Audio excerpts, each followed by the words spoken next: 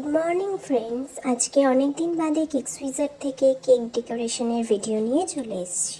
এই গরমে ক্রিম ও ফন্ডেন্ট গলবে না, সেই সম্পর্কিত ভিডিও নিয়ে আজকে চলে এসেছি। প্রথমেই আমি কেকটাকে 3টে স্লাইস করে নিয়েছি। তারপর স্লাইসের মধ্যে ফার্স্ট স্লাইসে আমি সুগার সিরাপ অ্যাড করে নিচ্ছি। ক্রিম করতে গেলেই এখন যা বাইরের টেম্পারেচার, তাতে ক্রিম গলে যাচ্ছে। তাই সকলকে বলবো, ক্রিম করার সঠিক সময় এখন যা বাইরের টেম্পারেচার, তাতে হচ্ছে মর্নিং অ্যান্ড ইভিনিং।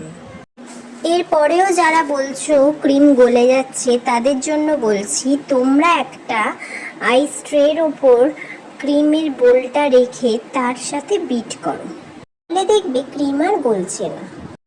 তোমাদের সাথে কথা বলতে বলতে আমার ফার্স্ট লেয়ারে ক্রিম ফ্রস্টিং কমপ্লিট।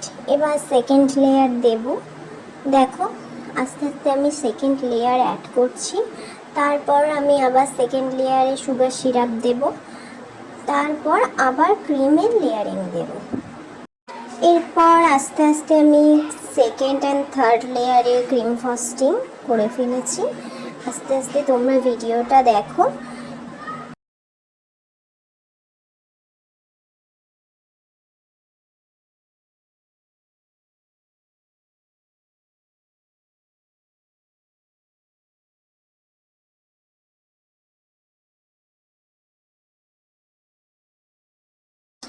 থার্ড লেয়ারের ক্রিম ফ্রস্টিংয়ের পর তারপর আমি ক্রাম কোটিংয়ের জন্য ফ্রিজে 5 থেকে 7 মিনিট রেখে দেবো। ক্রাম কোটিংয়ের পর আমি পাইপিং ব্যাগের মধ্যে হোয়াইট ক্রিম নিয়ে তারপর আমি মেন কোটিংটা করব। দেখো কিভাবে করছি। তবে তোমরা যদি পাইপিং ব্যাগের সাহায্যে কেকের বডিটা ক্রাম কোটিংয়ের পর যে টপ কোট হয় সেটা দাও, তারপর যদি প্যালেট নাইফ দিয়ে তোমরা যদি স্মুথ করো, তাহলে দেখবে কেকের বডিটা খুব ভালো করে স্মুথ হচ্ছে। এরপর প্লেন স্ক্র্যাপার দিয়ে স্মুথ করব।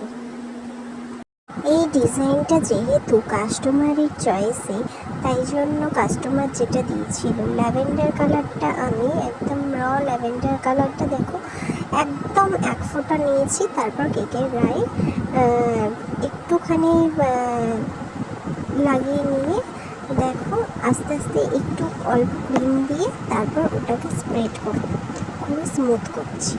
এরকমভাবে তোমরাও করতে পারো। তাতে কি হবে, তোমাদের আলাদা করে ক্রিম করতে হবে না ল্যাভেন্ডার কালারে। আর তার উপর তোমরা যদি এটা ট্রাই করো, তাহলে দেখবে তোমাদের কেকের ক্রিম একদম হালকাভাবে কেকের সাথে স্মুথ হচ্ছে এবং কোনো তেতো ভাব লাগছে না। কাস্টমার আমাকে এইরকমই ফটো পাঠিয়েছিল কেকের। পার্পেল শেডের কেকগুলো দুর্দান্ত দেখতে হয়। এই গরমে যারা ভাবছো যে ফন্ডেন্ট কেন গলে যাচ্ছে, তাদের জন্য বলছি তোমরা গাম পেস্ট ইউজ করতে পারো, তাতেই গলবে না। ফাইনাল কেকের লুকটা দেখে কিন্তু কমেন্টে করো যে কেমন দেখতে হয়েছে। পার্পেল থিমের কেকটা কাস্টমারের কিরম লেগেছে তারও রিভিউ আমি দিয়ে দিচ্ছি। আর আমি রিভিউটা দিয়ে দিলাম। এবার তোমরাও বলো তোমাদের কীরকম লাগছে। Thank you.